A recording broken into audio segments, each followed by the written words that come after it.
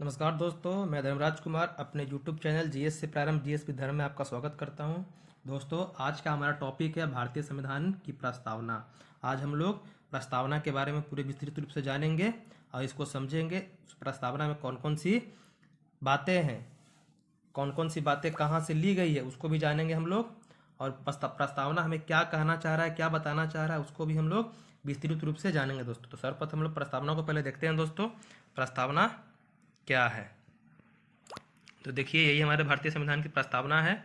इसमें कुछ शब्दों को हाईलाइट किए हैं, उसको हम लोग देखेंगे और इसके बारे में पूरे विस्तृत रूप से जानेंगे। चलिए दोस्तों, हम प्रस्तावना को पढ़ते हैं। तो क्या है? तो हम भारत के लोग, जो हमारा प्रस्तावना शुरू होता है दोस्तों, वो हम भारत के लोग से होता है। मतलब हम भारत के लोग अर्थात भारत की जनता के बारे में बताता है। भारत को एक संपूर्ण प्रभुत्व संपन्न समाजवादी पंथ निरपेक्ष लोकतंत्रात्मक गणराज्य बनाने के लिए तथा उन समस्त नागरिकों को सामाजिक आर्थिक राजनीतिक न्याय विचार अभिव्यक्ति विश्वास धर्म और उपासना की स्वतंत्रता, आगे है दोस्तों, प्रतिष्ठा और अवसर की समानता प्राप्त कराने के लिए तथा उन सब में व्यक्ति की गरिमा और राष्ट्र की एकता और अखंडता सुनिश्चित करने वाली बंधुता बढ़ाने के लिए दृढ़ संकल्प होकर अपने इस संविधान सभा में आज तारीख 26 नवंबर 1949 ईस्वी मिति मार्ग शीर्ष शुक्ल सप्तमी संवत 2006 विक्रमी को एतद द्वारा इस संविधान को अंगीकृत अधिनियमित और आत्मसमर्पित करते हैं। यही हमारे दोस्तों हमारे भारतीय संविधान की प्रस्तावना है। इसको हम लोग देख चुके हैं। अब ये प्रस्तावना में कौन कौन सी बातें हैं, ये बातें क्या कहना चाह रही है, इसको हम लोग पूरे विस्तृत रूप से जानेंगे और अंत में भी हम इसको प्रस्तावना को पुनः देखेंगे, ताकि आपको पढ़ने के बाद प्रस्तावना क्या कहना चाह रहा है, कौन कौन से प्रस्तावना में बातें हैं, क्या है इसको, ताकि आपको प्रस्तावना को देखते ही आपको याद हो जाए दोस्तों। तो चलिए दोस्तों, हम देखते हैं। तो पहले हम दोस्तों समझेंगे कि प्रस्तावना होता क्या है। प्रस्तावना होता क्या है? तो प्रस्तावना दोस्तों होता है जिसमें संविधान के आदर्शों, उद्देश्यों, सरकार के स्वरूप, संविधान के स्रोत का संक्षेप उल्लेख किया जाता है। किसी भी देश की प्रस्तावना होती है दोस्तों, तो वहाँ के आदर्श के बारे में बताती है, क्या उद्देश्य है उसका वो बताती है, सरकार का कैसा स्वरूप है उसके बारे में, और वहाँ पर संविधान के स्रोत मतलब वहाँ पर जो शक्ति है वो किसके पास है उसके बारे में बताती है। इस सभी चीज़ों के बारे में आप किसी भी देश की प्रस्तावना को पढ़कर समझ सकते हैं दोस्तों। तो जो हम लोग अपने भारतीय संविधान की प्रस्तावना को देखकर समझेंगे। तो भारतीय संविधान की जो प्रस्तावना का जो आविर्भाव हुआ है दोस्तों, वो कैसे हुआ उसको हम लोग थोड़ा सा जान लेते हैं। तो जो भारतीय संविधान की प्रस्तावना है दोस्तों, उसको सर्वप्रथम 13 दिसंबर 1946 को हमारे देश के प्रथम प्रधानमंत्री पंडित जवाहरलाल नेहरू जी ने संविधान सभा के समक्ष रखा था। ये उद्देश्य प्रस्ताव को संविधान सभा के समक्ष रखा था कब? 13 दिसंबर 1946 को। यही उद्देश्य प्रस्ताव को संविधान सभा ने कब पारित कर दिया? तो 22 जनवरी 1947 को। ये जो उद्देश्य प्रस्ताव देख रहे हैं, इसी उद्देश्य प्रस्ताव का नाम है दोस्तों प्रस्तावना है दोस्तों। इसको हम लोग प्रियम्बल के नाम से भी जानते हैं दोस्तों। अब हम बात करते हैं दोस्तों कि जो प्रस्तावना है ये हमारे भारतीय संविधान में कहाँ से आया। तो हमारे भारतीय संविधान में जो प्रस्तावना आप देख रहे हैं, ये अमेरिका के संविधान से आया। कहाँ से आया? अमेरिका के संविधान से आया है दोस्तों। लेकिन अगर प्रस्तावना की भाषा आपसे बोल दे कि प्रस्तावना की भाषा कहाँ से आई, तो ऑस्ट्रेलिया के संविधान से दोस्तों आया है। ये कहाँ से आया है? ऑस्ट्रेलिया के संविधान से आया है दोस्तों। आगे आते हैं दोस्तों हम लोग। अब इसको हम समझेंगे कि प्रस्तावना के जो मुख्य तत्व हैं, जो मुख्य तत्व हैं वो क्या हैं, प्रस्तावना के मुख्य तत्व क्या हैं। तो सबसे पहले जानेंगे दोस्तों हम लोग संविधान के स्रोत के बारे में। ये संविधान का स्रोत मतलब वो नहीं दोस्तों है कि संविधान में कौन सी बातें कहाँ से ली गई, उसकी बात नहीं कर रहे हैं हम लोग। जो हमारा भारतीय संविधान में प्रस्तावना शुरू होता है, कैसे शुरू होता है? हम भारत के लोग से अर्थात जनता। हम भारत के लोग किसके बारे में कहा जा रहा है? तो जनता के बारे में। मतलब कि जो हमारे भारत में जो शक्ति का स्रोत है दोस्तों, वो कौन है? जनता है दोस्तों। संविधान के स्वरूप के बारे में जानेंगे। स्वरूप में हम लोग क्या क्या जानेंगे? तो संपूर्ण प्रभुत्व संपन्न के बारे में जानेंगे, समाजवादी के बारे में जानेंगे, पंथ निरपेक्ष क्या होता है इसके बारे में जानेंगे, लोकतंत्रात्मक क्या होता है इसके बारे में जानेंगे, गणराज्य जिसको हम लोग गणतंत्र के नाम से भी जानते हैं इसके बारे में जानेंगे दोस्तों। आगे दोस्तों संविधान का उद्देश्य, जो प्रस्तावना में जो बातें की गई है कुछ कुछ, वो हमारे संविधान के उद्देश्य के बारे में बताती है दोस्तों। क्या है? तो इसमें न्याय के बारे में बात किया गया है दोस्तों। प्रस्तावना में 3 प्रकार के न्याय के बारे में बात किया गया दोस्तों। कौन कौन? सामाजिक न्याय, आर्थिक न्याय और राजनीतिक न्याय दोस्तों। 5 प्रकार की स्वतंत्रता है दोस्तों, जिसमें विचार अभिव्यक्ति विश्वास और धर्म उपासना की स्वतंत्रता है दोस्तों। समानता की बात करें, दो प्रकार की स्वतंत्रता को समानता का उल्लेख किया गया है, जिसमें प्रतिष्ठा और अवसर की समानता के बारे में बात करता है। फिर आगे है दोस्तों व्यक्ति की गरिमा के बारे में जानेंगे कि व्यक्ति की गरिमा क्या होती है। फिर राष्ट्र की एकता और अखंडता के बारे में जानेंगे दोस्तों, और लास्ट में जानेंगे हम लोग मधुरता के बारे में दोस्तों। तो चलिए दोस्तों हम लोग शुरू करते हैं। ये आप समझ गए, क्या समझे? तो भारतीय संविधान के संविधान का स्रोत क्या है, इसका स्वरूप क्या है, और संविधान का उद्देश्य क्या है दोस्तों, जो हमें प्रस्तावना बताता है दोस्तों। चलिए हम पहले देखते हैं हम भारत के लोग। जो हमारा प्रस्तावना शुरू होता है दोस्तों, कहाँ शुरू होता है?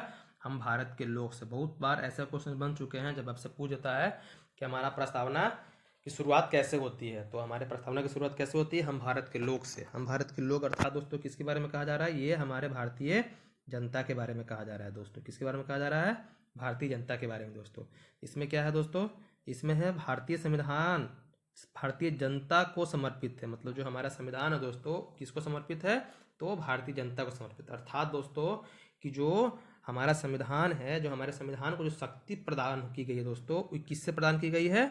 हमारे भारतीय जनता से दोस्तों। बल्कि जनता से शक्ति प्रदान किसको की गई है? संविधान को। इसीलिए जो हमारा संविधान है दोस्तों, वो हमारे देश का क्या है? सर्वोच्च कानून माना गया है। क्या है हमारे देश का सर्वोच्च कानून? हमारा संविधान है दोस्तों। अगर आपसे बोले कि हमारे देश का सर्वोच्च कानून क्या है, तो वो हमारा संविधान है दोस्तों। ये सर्वोच्च कानून कैसे बना?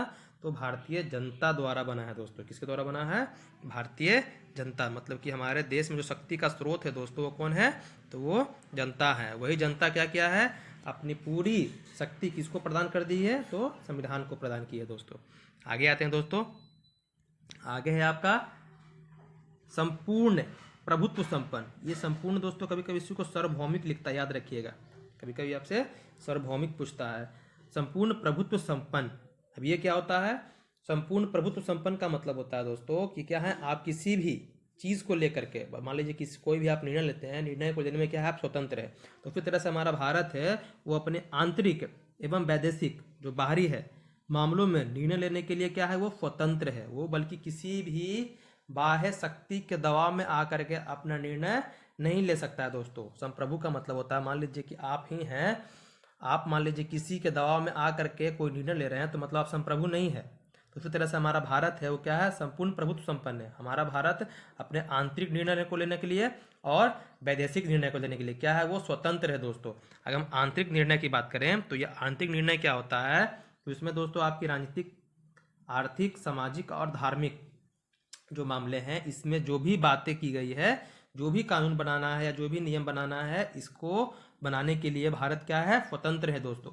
वैदेशिक मामले की बात करें दोस्तों, तो इसमें मित्रता, शत्रु, संधि, मतलब कौन किसके साथ हमें मित्रता करनी है, कि कौन हमारा शत्रु है, किसके साथ हमें संधि करनी है, तो ये भारत की संप्रभुता को दर्शाता है दोस्तों। ये किसी भी देश के दबाव में आकर, बाहर शक्ति का आकर दबाव में आकर वो हमें ये नहीं आदेश दे सकता है क्या कि आप इसके साथ मित्रता नहीं कीजिए, आप ये संधि नहीं कीजिए।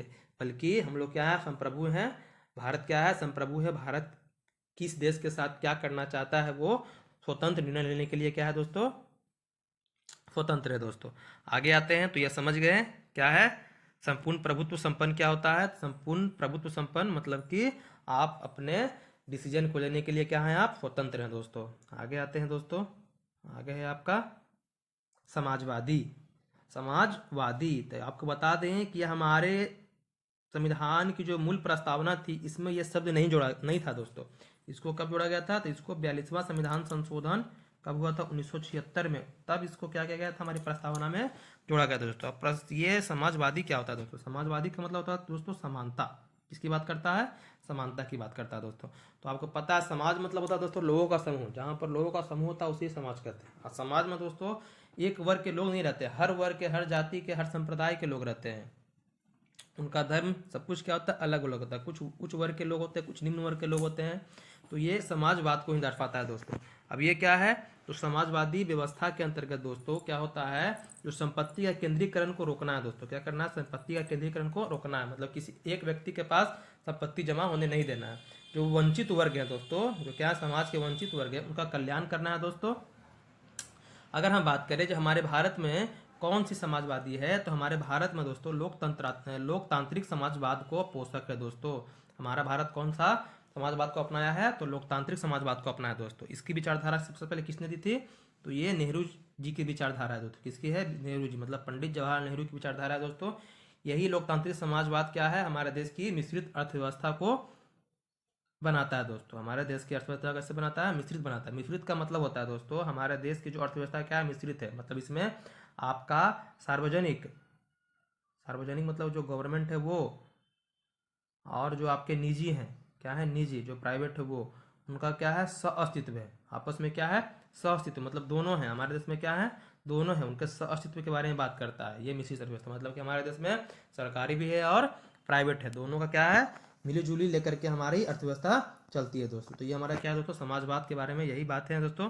आगे आते हैं तो आगे आपका है पंथ निरपेक्ष। पंथ निरपेक्ष जिसको हम लोग धर्म निरपेक्ष के नाम से भी जानते हैं दोस्तों। तो पंथ निरपेक्ष भी हमारे संविधान में, मूल संविधान की प्रस्तावना में नहीं था दोस्तों, बल्कि इसको 42वां संविधान संशोधन 1976 द्वारा जोड़ा गया था।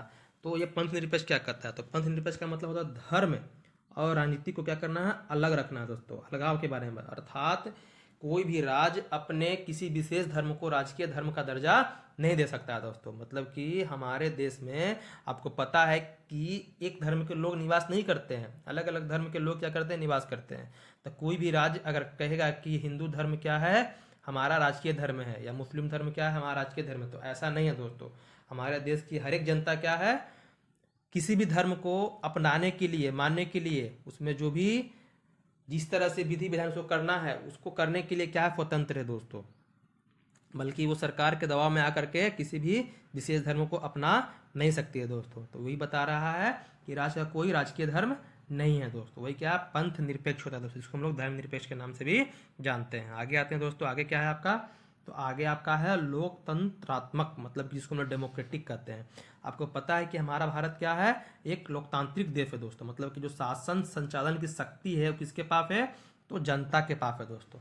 और जनता क्या करती है, अपनी शक्ति को अपने प्रतिनिधि को देती है दोस्तों। अपने शक्ति को किसको देती है, अपने प्रतिनिधि को देती है, और वही प्रतिनिधि क्या करता है, देश का संचालन करता है दोस्तों। तो शक्ति किसमें निहित रहती है, जनता में निहित रहती है। अगर जनता चाहे, अगर उनका प्रतिनिधि ठीक तरीके से कार्य नहीं कर रहा है, ठीक तरीके से कार्य का संपादन नहीं कर रहा है, तो वो अपने प्रतिनिधि को क्या कर सकते हैं, उनके पद से हटा भी सकते हैं दोस्तों। क्योंकि आपको पता है लोकतांत्रिक देश में जो संपूर्ण शक्ति होती है वो जनता में है, निहित होती है दोस्तों। आगे आते हैं दोस्तों, हम लोग किसके बारे में जानेंगे, तो गणराज्य या गणतंत्र के बारे में जानेंगे दोस्तों, जिसको रिपब्लिक कहते हैं। अब ये क्या होता है, तो गणराज्य का मतलब होता है दोस्तों, जो राज्य का प्रमुख होता है, वो जो राज्य का प्रमुख कोई भी व्यक्ति हो, जैसे हमारे भारत में क्या है, राष्ट्रपति है, तो उनका जो चुनाव होता है वो क्या होता है, अप्रत्यक्ष रूप से जनता द्वारा ही क्या होते हैं, निर्वाचित होते हैं। मतलब उसमें जनता उनको नहीं चुनते हैं, बल्कि जनता जो अपने प्रतिनिधि को चुने, वही प्रतिनिधि क्या करता है, राज्य के प्रमुख को चुनता है दोस्तों। और जो राज्य का प्रमुख होता है, उनका जो पद होता है वो एक निश्चित समय के लिए होता है दोस्तों, और उनका पद वंशानुगत नहीं होता है दोस्तों। ये नहीं कि जो राज्य के प्रमुख बन गए हैं दोस्तों, तो अगला जो प्रमुख बनेंगे उन्हीं के परिवार से कोई व्यक्ति बनेगा, ऐसा नहीं है दोस्तों। तो वही क्या है, गणतंत्र या गणराज्य है दोस्तों। आगे आते हैं, न्याय के बारे में बात करेंगे हम लोग। तो न्याय का मतलब होता है दोस्तों सभी के साथ समान व्यवहार। सभी के साथ क्या करना है, समान व्यवहार करना है दोस्तों।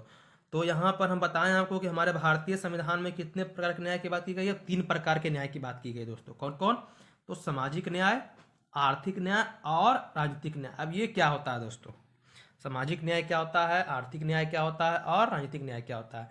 तो ये जानने से पहले आप ये जान लीजिए, जो ये 3 न्याय देख रहे हैं, ये रूसी क्रांति जब हुई थी 1917 में, उसी क्रांति से ये न्याय प्रेरित हमारे संविधान की प्रस्तावना में लिया गया है दोस्तों।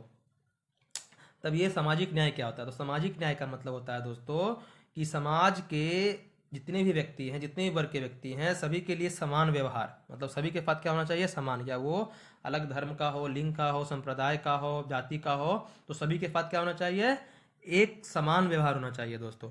अगर आर्थिक न्याय के बारे में बात करें, तो आर्थिक मानदंडों के आधार पर कोई भेदभाव नहीं होना चाहिए। जो भी आर्थिक मानदंड है हमारे देश के लिए जो बना है, उसमें किसी के साथ किसी भी तरह का भेदभाव नहीं होना चाहिए दोस्तों।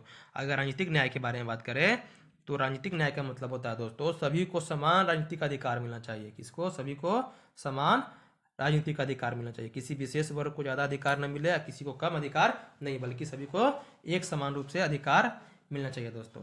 तो सामाजिक न्याय समझ गए हैं, सभी के साथ क्या हो, समान व्यवहार होना चाहिए। आर्थिक न्याय मतलब कि सरकार अगर कोई भी आर्थिक मानदंड बनाती है तो वो सबके लिए क्या हो, भेदभावकारी न हो। राजनीतिक अधिकार का मतलब दोस्तों कि सभी को समान राजनीतिक अधिकार मिलने चाहिए। अब बता दिए कि ये रूसी क्रांति से प्रेरित है दोस्तों। हमारे भारतीय संविधान में जो न्याय ली गई है वो 3 प्रकार के न्याय का उल्लेख किया गया है दोस्तों, इसको याद रखिएगा। और आपको सीरियली भी याद रखना है कि पहले कौन सा न्याय है, उसके बाद कौन सा न्याय है। तो सामाजिक, आर्थिक और राजनीतिक न्याय के बारे में बात किया दोस्तों। आगे आते हैं हम लोग बात करेंगे किसके बारे में, स्वतंत्रता के बारे में। अब ये स्वतंत्रता क्या होता है, तो स्वतंत्रता का मतलब होता है दोस्तों व्यक्ति की गतिविधियों पर प्रतिबंध नहीं। मतलब कि आप कोई भी काम कर रहे हैं, कोई भी कार्य कर रहे हैं तो उस पर किसी तरह कोई प्रतिबंध न होना चाहिए। वही क्या होता है दोस्तों, वही स्वतंत्रता होता है दोस्तों। तो ये स्वतंत्रता हमारे देश में, हमारे भारतीय संविधान की प्रस्तावना में 5 प्रकार की स्वतंत्रता की बात की गई है दोस्तों। अब ये 5 प्रकार की स्वतंत्रता कौन कौन है, तो पहला है विचार, दूसरा अभिव्यक्ति, तीसरा है विश्वास, चौथा है धर्म और पांचवा है उपासना।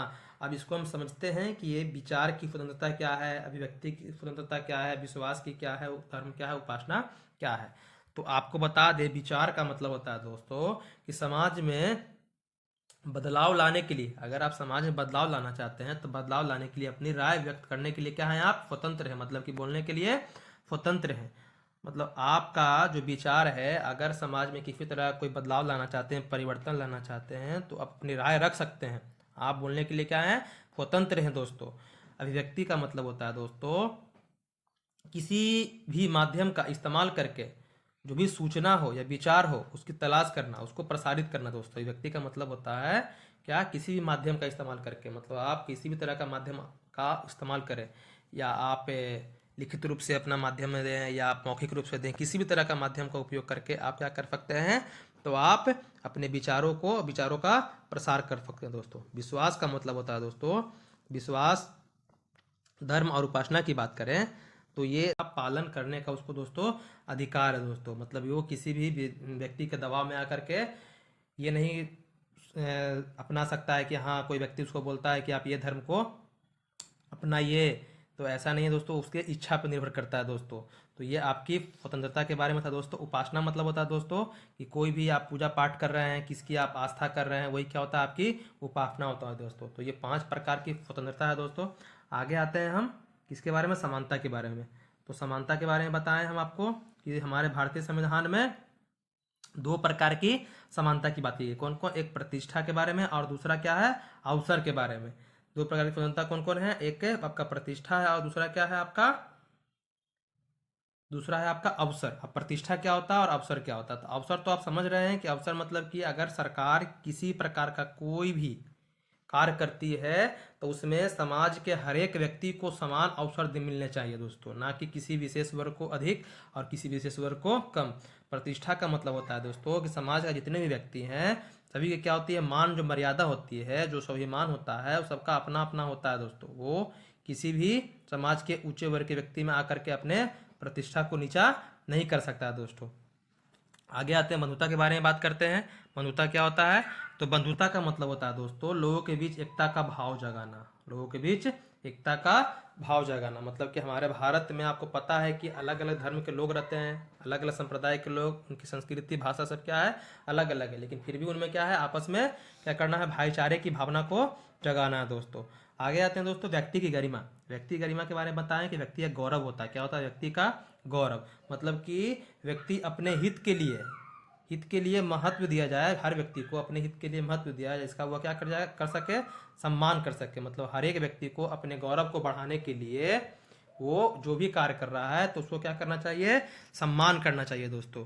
आगे आते हैं दोस्तों क्या है, एकता और अखंडता के बारे में दोस्तों। तो आप जो राष्ट्र की एकता और अखंडता, तो राष्ट्र की एकता और अखंडता का मतलब होता है दोस्तों कि हमारा भारत में क्या है, 28 राज्य हैं, 28 राज्य हैं और 8 केंद्र शासित प्रदेश हैं दोस्तों। तो इसमें हर एक धर्म के, हर एक संप्रदाय के, हर एक भाषा बोलने वाले लोग, हर एक उनकी संस्कृति भी अलग अलग है दोस्तों, फिर भी उनमें क्या एकता स्थापित है। क्या है उसमें, हमारे देश में एकता स्थापित है। वो चाह कर भी क्या हो सकते हैं दोस्तों, खंडित नहीं हो सकते हैं दोस्तों। खंडित मतलब कि अलग अलग नहीं हो सकते हैं दोस्तों। यही हमारे देश की विशेष पहचान है दोस्तों कि हमारा देश क्या है, विभिन्न संस्कृतियों से भरा पूरा है, लेकिन फिर भी क्या है, यहाँ एकता है और अखंडता है दोस्तों। यही संविधान में जो भी विशेष बातें जो दिए गए हैं उनको हम लोग दोस्तों समझे। अब आते हैं दोस्तों आगे, हम लोग समझते हैं क्या, आगे समझते हैं कि भारतीय प्रस्तावना को लेकर के कौन कौन से मामले आए, उनको हम लोग सबसे पहले समझते हैं दोस्तों। तो सर्वप्रथम आता है, बात करेंगे हम लोग यूनियन ऑफ इंडिया बनाम मदन गोपाल। इनका मामला आता है दोस्तों 1957 में।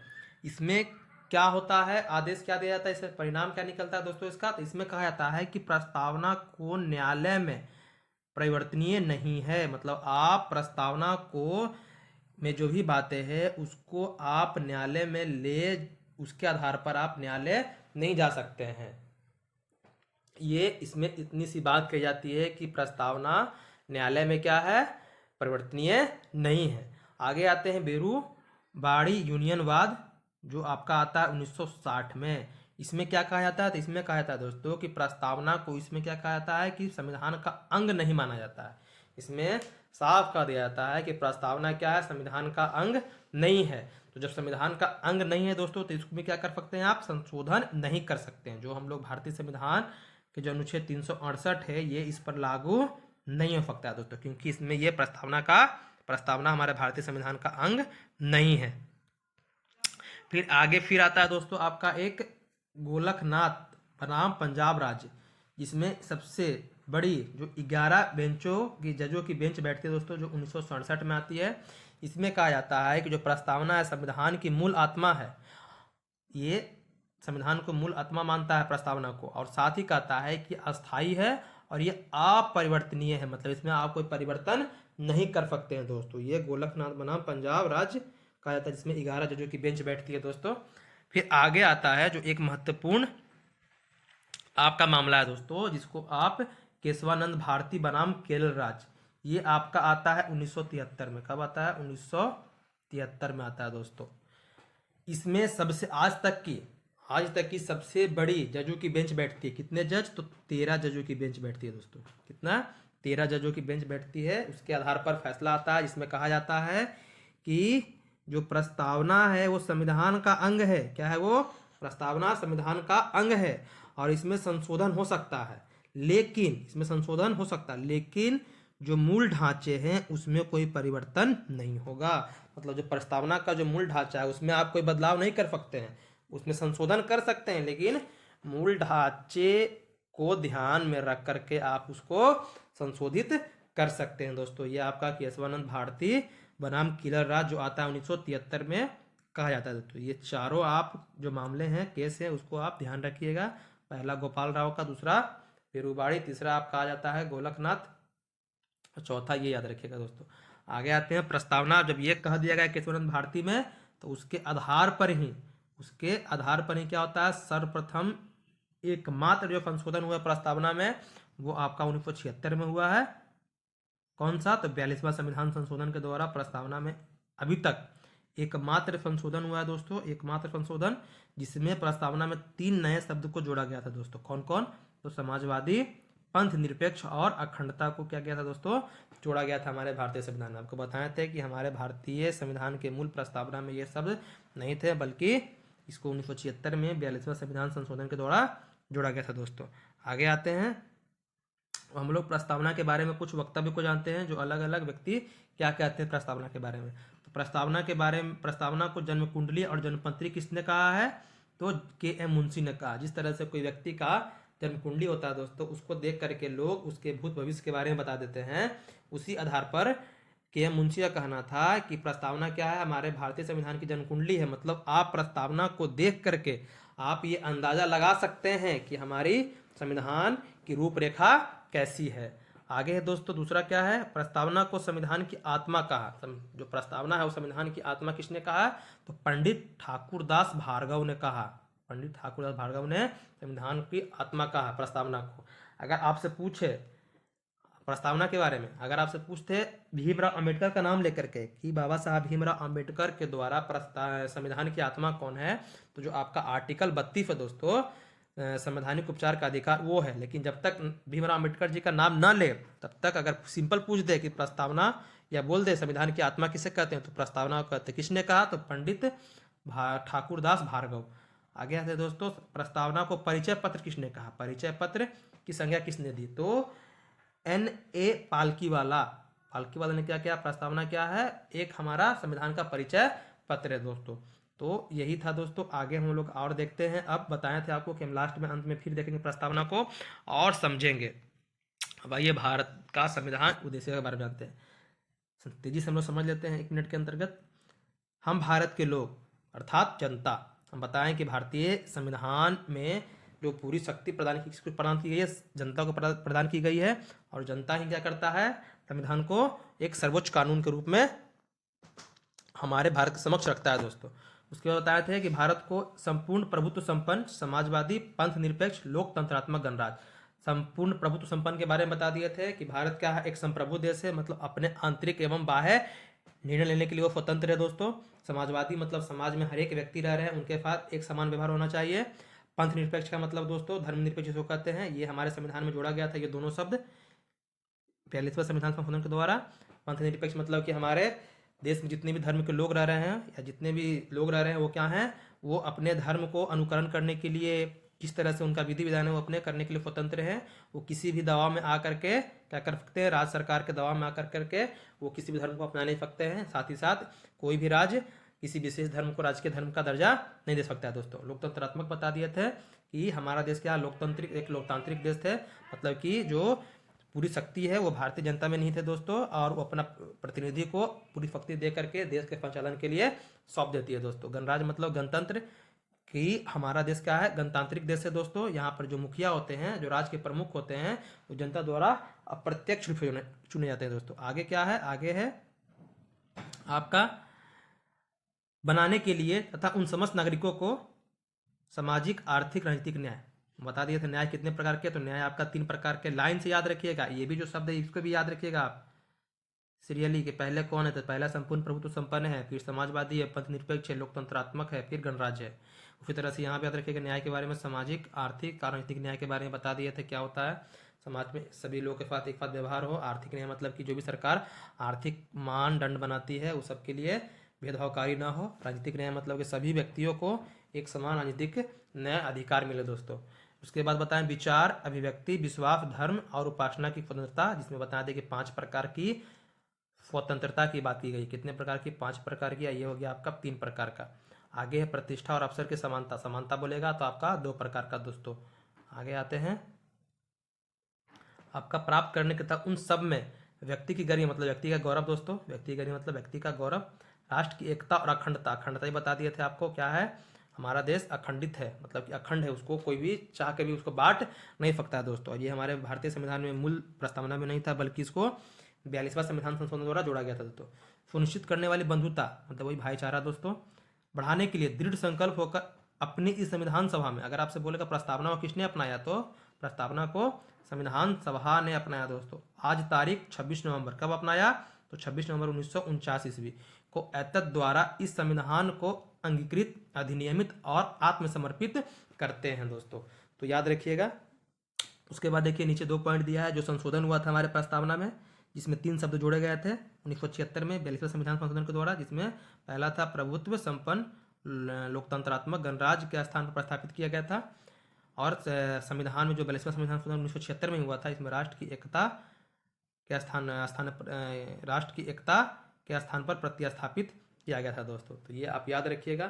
साथ ही साथ दोस्तों कुछ और बातें हैं जो बताना है आपको, जो हम शुरू में बताए थे। यहाँ पर क्या बताए थे, यहाँ देख लीजिए। इसमें आप देख रहे होंगे कि तारीख दिया था आपको आत्मसमर्पित करने का, अपनाने का कब दिया था आपको, 26 नवंबर 1949 को। इसमें कभी कभी पूछ जाता है कौन सा शुक्ल था, तो शुक्ल सप्तमी याद रखिएगा। अगर विक्रम संवत पूछ दिया, विक्रम संवत के अनुसार भारतीय संविधान को कब अपनाया गया, तो विक्रम संवत की शुरुआत दोस्तों कब हुई थी, 57 ईस्वी पूर्व से हुई थी। कब हुई थी, 57 ईस्वी पूर्व से हुई थी। अगर हम आज का डेट के बारे में बात करेंगे कि विक्रम संवत के अनुसार संविधान को कब अपनाया गया, तो क्या कीजिएगा 57 इसमें जोड़ दीजिएगा। क्या कीजिएगा आप 57 जोड़ दीजिएगा, तो क्या आ जाएगा, 57 जोड़िएगा तो 2006 आ जाएगा। मतलब 26 नवंबर 2006 विक्रम संवत के अनुसार हमारे भारतीय संविधान की प्रस्तावना या हमारे भारतीय संविधान को कब अपनाया गया था, तो 26 नवंबर 2006 को दोस्तों।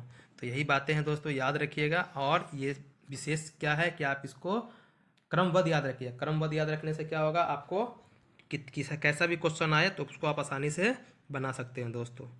तो यही दोस्तों, कुछ त्रुटि रह गई हो तो वो कमेंट करके हमें बताइएगा, कुछ इसमें संशोधन करना है तो बताइएगा, ताकि हम जब इसका हम प्रीवियस ईयर क्वेश्चन कराएं तो उसमें हम उसको डाल सकें दोस्तों। धन्यवाद दोस्तों।